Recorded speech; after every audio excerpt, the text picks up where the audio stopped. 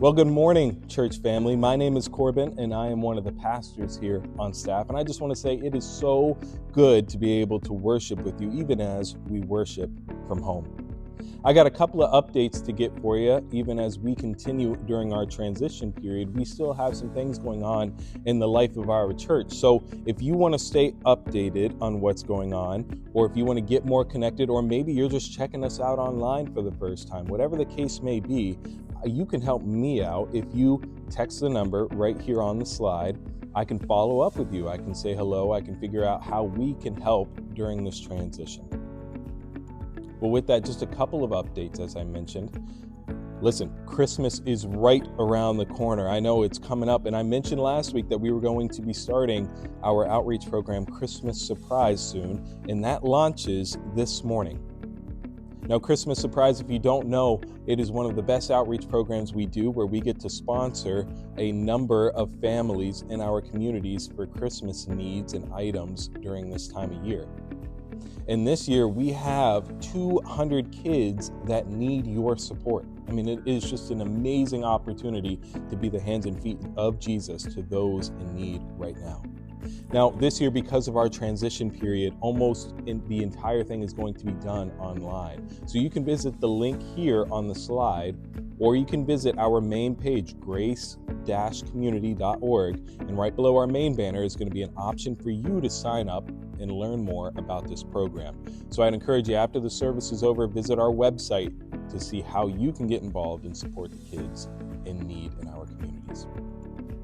Well, as I mentioned, even though we're in a transition period, a lot of our ministries are going to continue to meet and do things, including our teens and children's programs. So if you'd like to stay updated, figure out what's going on, everything that's happening, and how to stay updated, please visit our website. We have pages for our teens and our children, but also sign up for updates so that Sonia, our youth director, or one of our children's leaders can follow up with updates on everything that's going on, some of the events that they have, or how you can get involved, how your kids can stay connected over the next couple of weeks. Third, and I can't recommend this enough, is just to stay connected during this time of transition. We have a lot going on. There's going to be a lot of updates, a lot of changes, but we want to make sure that you know what's going on and how you can help and what to look forward to.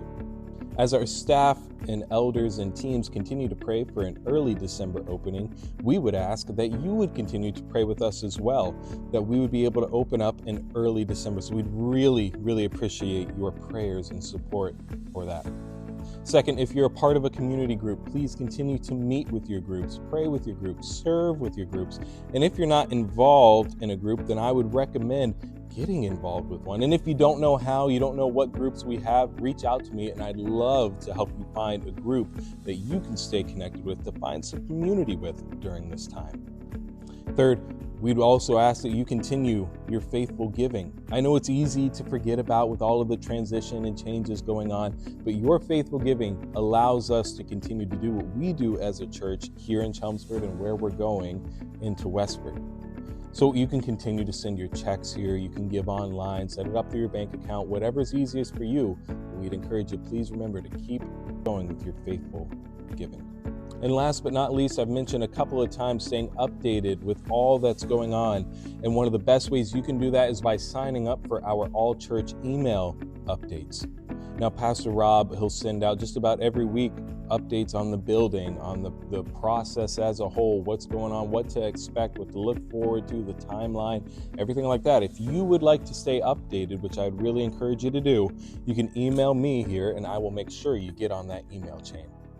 Well, with that, Pastor Rob has an amazing message for us this morning, and I can't wait for us all to listen to it. So let's get right to it. Good morning, church family. It is November 10th, 2024, and you could probably guess where I am. I'm down here on the land and outside our building and bringing you this message this morning. And I just want to step out of the way so you can see the progress that they're making on our facility.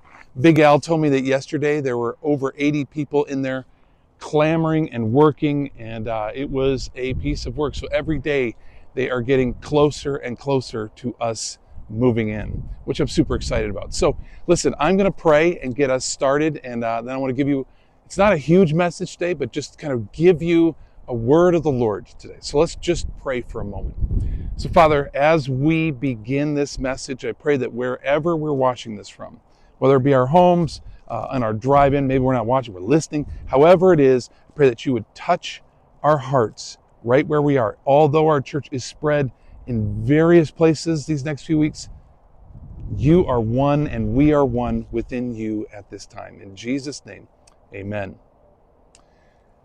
All right, let me just begin by asking you a question. How comfortable are you, or how easy is it for you to share your faith with someone else? The opportunities don't come along very easily, do they? In fact, I don't know if you've had this experience, but I sense people kind of want to give off the impression they're doing just fine. So opportunities are hard. But you know, there are some that come along that I think might surprise you in that they are deeply powerful, incredibly effective. And I want to share with you these opportunities through a story. A few years ago, I was driving in a car, making my way along, and there were two lanes that were going to be merging into one. And I was in the left lane, and I was merging over, and I didn't catch a car that was flying up on my side trying to beat me. And I, started to merge over, and we kind of collided by side. And in that moment, we pulled over because we collided. We pulled over to a nearby parking lot. That man jumped out of his car, and I can't repeat the words that he said, but he was screaming at me. And you wouldn't think that this moment would be an easy one in which you go, well, that's an easy. No, these moments trigger you. You're scared, you were shocked, you were blown away, and suddenly you're in a situation in which you say, oh my goodness, what am I going to do right now? What would you do in that situation? What would you do when somebody's screaming at you? What do you do when your team loses and you're with a group of friends? What do you do when someone cuts you off in traffic?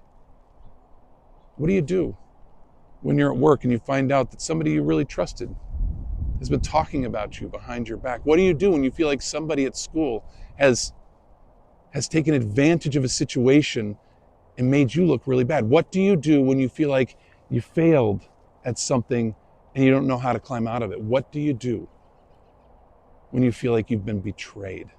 I mean, these are all instances that we would almost call trials, challenges, pains, aches, surprising blows to the side of our lives. It's you've all had them, we've all been there, and there's a chance, probably a decent chance, you'll have one this week or next. It just happens. We go through life like that.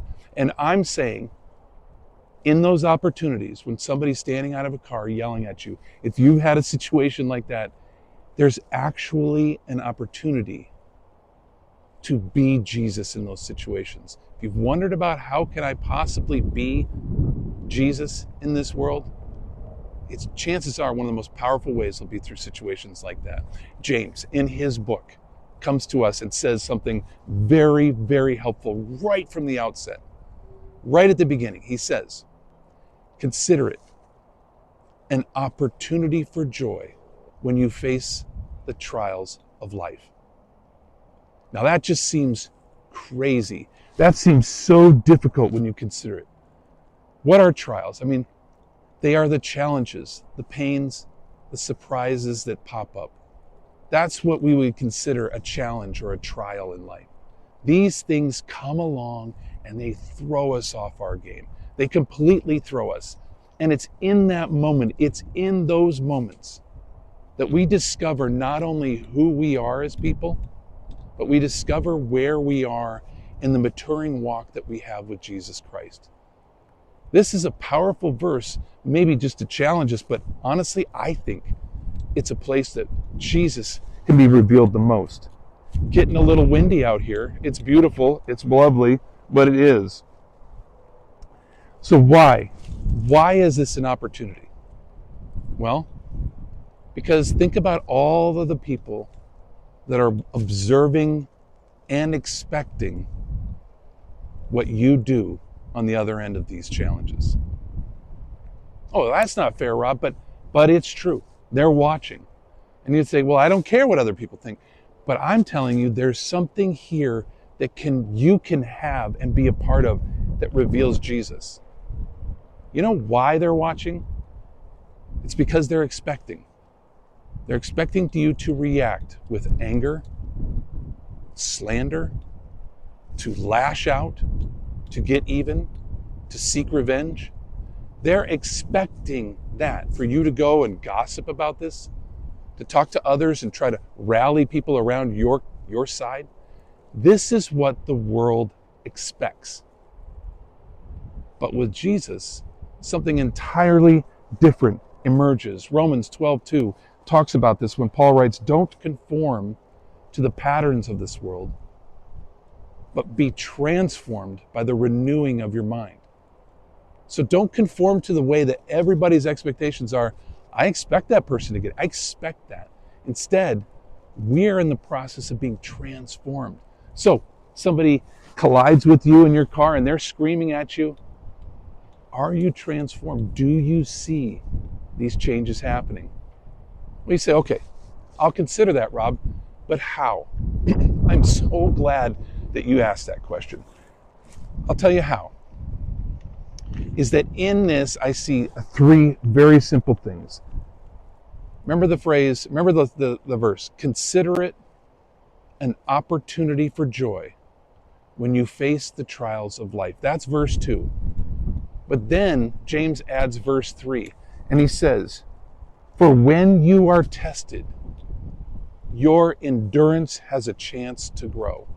So the full picture of it is consider it an opportunity for joy when you face trials. For when you are tested, your endurance has a chance to grow. I see three things emerge out of this that I think will not only transform how you are a witness in this world, I think it'll transform your life. Number one, consider it. Now, I didn't say be considerate. No, when those trials come. I'm saying that when the trials come, when the things hit you, number one is consider it. That means to stop when something happens and pause just long enough to ask a couple questions. So it's not easy at first when things come fast. But when things happen that you get thrown off your game, you've heard some terrible news, you have some people mad at you, instead of reacting, we consider it. Meaning, you have to first ask, what is my role in this? Or did you notice that you became embarrassed? I mean, a few years ago, I had a situation which I confess that I'm not great at long-term planning, calendaring, vacations, activities, things like this. And that gets a little bit annoying to my family. And they get frustrated with that. And I have to ask myself in this, what part of this do I have to own? So I could react and get angry and say, hey, you guys, leave me alone. Why are you yelling at me? Why are you making fun of me? Why are you upset with me? But I have to stop and say, how have I contributed to this? And that has been helpful for me when I've been trying to wrestle with the fact that even though I'm embarrassed, even though I've been caught off guard, it has helped me. Maybe you've also been avoiding things. When you consider it, you're looking at what have you been avoiding. And avoiding things, oh my goodness, you've been avoiding paying the bills. You've been avoiding dealing with your budget. You've been avoiding that conflict that you have at work. You've been avoiding things that you know are really important that you need to deal with. And now they've come up and blown up in your face. How have I contributed to this situation? We have to own that and figure out why it is that we were a part of that. So that's consider it. Consider it. That's number one. Number two, an opportunity is number two. Consider it an opportunity. Yeah, this is an opportunity for us to be the presence of Jesus in this world. I was thinking about this and I was like, when I had this collision, this little collision, this guy jumps out of his car and he's all upset with me. In that moment, I was embarrassed. I know I probably could have looked better over my shoulder. I know I contributed to this. And I just, as he's yelling, in between his rants, he took a breath, and I looked at him and I said, "Sir, I'm so sorry. I can't begin to tell you how well that diffused the situation. But bigger than that, it was different than how the world would most likely reply. And I did it because as a Christ follower, I'm being transformed by the renewing of my mind. And I want that for you. This opportunity opens up the door for other things. So in this case, I don't know. I didn't have an opportunity to work with this guy. I don't want to get hit by a car. It's that I didn't want to get, I couldn't follow up with this guy. I wish I could say that we went and had lunch together and everything, like he prayed to receive Christ into his life. It didn't happen. But I planted a seed. I planted something different, and you have opportunities all the time. And it's also doing a work inside of you and changing your life. In Matthew 5:4, Jesus says, "You are the light of the world." You, in the chaos of life, something blindsides you, your reaction and your response has an opportunity to be a light in this world. So I said, number one, consider it. Number two, it's an opportunity. Consider it an opportunity. For number three, you're going to just roll your eyes at this probably, but to grow. Yeah, I know. When you're growing up, somebody always said, hey, these challenges, they're an opportunity to grow. But I want you to know that these are an opportunity to truly grow as a Christ follower. That's what this is about. This isn't a small thing. This changes your outlook and your perspective in life. You have an opportunity to be a witness, but also to grow as a Christ follower. Colossians chapter 1, verse 10 says, walk in a manner worthy of the Lord, fully pleasing him and bearing fruit. This is an opportunity for you to grow as a Christ follower. So this opportunity is what it's all about as being a Christian, is growing. We can't be stagnant. We can't just sit back and be like, kind of stop where we are. There is no stopping. It's either we are progressing or we are regressing.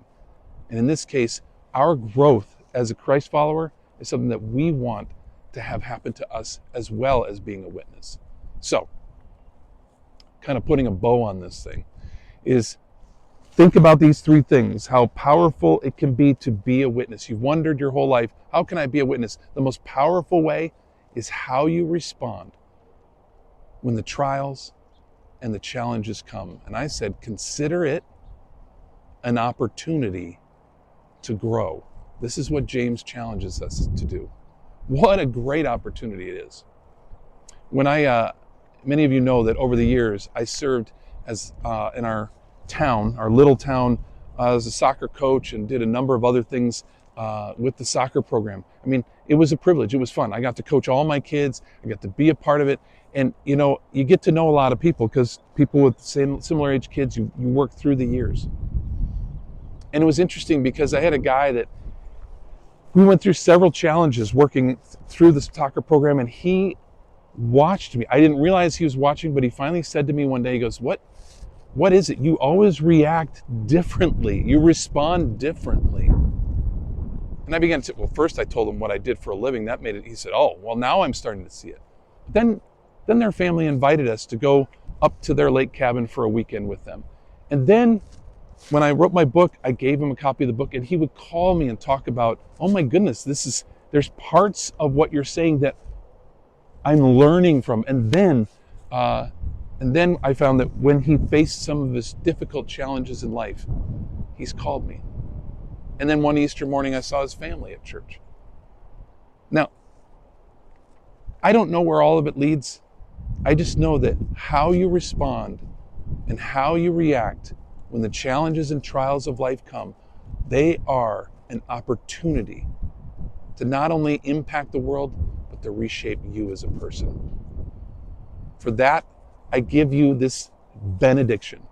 May you walk with the presence of God knowing that in every challenge of life, every trial that comes, that you can consider it an opportunity to grow. Go and have a wonderful week. Amen.